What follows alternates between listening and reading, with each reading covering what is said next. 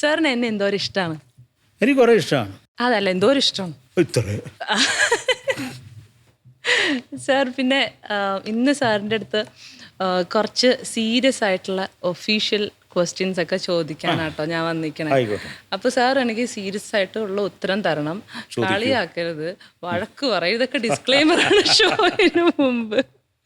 സാറേ, സാറിൻ്റെ ഈ മ്യൂസിക്കൽ ജേർണിയുടെ ബിഗിനിങ് അതെങ്ങനെയായിരുന്നു? അമ്മ എന്നെ പ്രസവിച്ചു, അതാണ് ബിഗിനിങ്. യഥാർത്ഥമായിട്ട് പറയുകയാണെങ്കിൽ ഒരു തുടക്കം അത് വേണമല്ലോ. സാർ അല്ല, ഞാൻ സത്യമാണ് പറയുന്നത്. അപ്പോൾ ഇല്ല,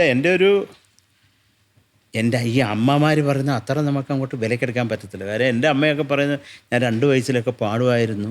ഏതോ ഒരു പാട്ടിൻ്റെ കുറച്ച് വരികൾ മാമമാരൊക്കെ പാടുമ്പോൾ ബാക്കി ഞാൻ അതേ ശ്രുതിയിൽ പാടുമായിരുന്നു എന്നാണ് അമ്മ പറയുന്നത്. അത് അമ്മയുടെ സ്നേഹം കൊണ്ടാണോ ഇനി അത് സത്യമാണോ എന്ന് അറിഞ്ഞുകൂടാ.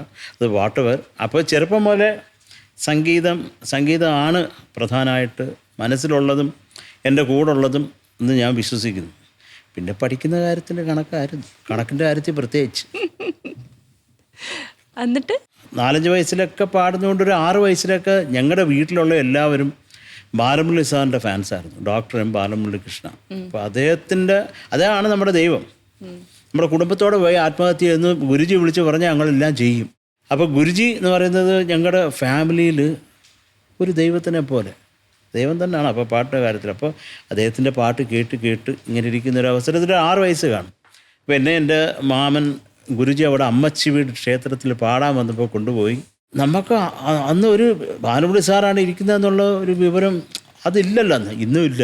എന്നാലും ഞാൻ പറയുന്നത് നമുക്കത് റെക്കോർഡ് എക്സ്റ്റൻഡഡ് പ്ലേയുടെ ലോങ് പ്ലേയുടെ ഒക്കെ മേളിൽ കാണുന്ന ഒരു രൂപം നേരിട്ട് കാണുന്നു എന്നുള്ളതേ ഉള്ളൂ എനിക്ക്. അപ്പോൾ എൻ്റെ അടുത്ത് പാടാൻ പറഞ്ഞാൽ ഞാൻ കൂളായിട്ടിരുന്ന് പാടി. അതിപ്പോൾ പാടാൻ പറഞ്ഞാൽ നമ്മൾ ആലോചിച്ചും ചുമച്ചും ഒക്കെ കുറേ 1.5 മണിക്കൂർ കളയും. അപ്പോൾ അത് അന്ന് ചെറുപ്പമായിരുന്നു. 6 വയസ്സാണ് ഞാൻ പാടി. അത് കേട്ട് കഴിഞ്ഞിട്ട് എൻ്റെ ഗുരുനാഥൻ പറഞ്ഞു ഇവനെ എനിക്ക് പഠിപ്പിക്കണമെന്ന് ഇങ്ങോട്ട് പറഞ്ഞു. അപ്പോൾ അതാണ് എൻ്റെ ജീവിതത്തിൽ എനിക്ക് കിട്ടിയ ഒരു 1000 ഓസ്കാറിന് സമം. അങ്ങനെ പാട്ട് പഠിക്കാൻ വേണ്ടിയിട്ടാണ് ഞാൻ ചെന്നൈ പോകുന്നത്. 10ാം ക്ലാസ് വരെയെങ്കിലും നീ പഠിക്കടാ, കുറച്ച് വാട്ട് ഈസ് യുവർ നെയിം എന്ന് ചോദിച്ചാൽ പോലും അവിടെ വന്ന് തലയൊറിയാത്തൊരവസ്ഥ ആയിട്ട് നീ പോകുന്നു എൻ്റെ മുത്തശ്ശൻ പറഞ്ഞിട്ടാണ് 10ാം ക്ലാസ് കഷ്ടിയ അപ്പുറത്ത് വീണത്. പിന്നെ കോളേജിൽ ചുമ്മാ ഒന്ന് കയറിയെന്നേ ഉള്ളൂ. എനിക്കിപ്പോഴും കോളേജ് എന്ന് പറയുമ്പോൾ ഓർമ്മ വരുന്നത് ക്ലാസ് റൂമല്ല, അവിടുത്തെ ക്യാൻറ്റീനാണ്. പൊറോട്ടയും മട്ടൺ ചാപ്സ് ഫാത്തിമ കോളേജിൽ.